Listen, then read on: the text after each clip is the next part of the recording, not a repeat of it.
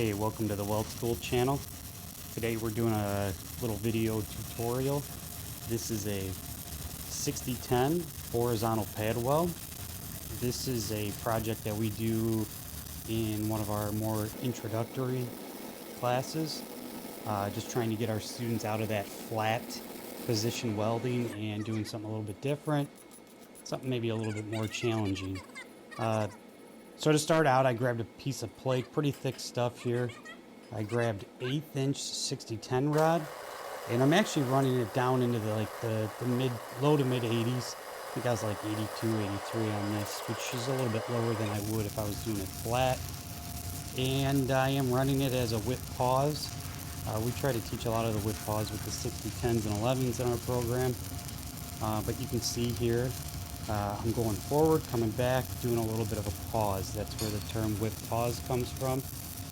So the rule of thumb that I use is 2 rod diameters forward, 1 rod diameter back. So using an 1/8 inch rod, I'm trying my best to go about a 1/4 inch step to the right as a righty, or forward, and an 1/8 inch back, and that should leave you about an 1/8 inch distance between each ripple.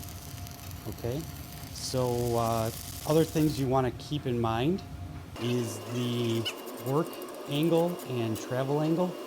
So general rule is when you are using stick rods, when they're slag, you drag, and that works in almost all occasions except for really vertical up, where you're kind of pushing it up. But the slag is actually going to kind of fall behind because of gravity. And then whenever you just can't do it, if you got to push, you got to push. Maybe it's a bad spot. It is what it is. So that's drag angle, and then for my work angle, I am aiming slightly up. Okay, I can go directly perpendicular to the plate, and I could get away with that, or I can go with a slight angle up, which is what I'm doing here. But the one thing I do want to avoid, if I can, is aiming down in any way possible. I want to make sure I'm at least perpendicular, or aiming up, and you're best off. So it's actually a really simple little project.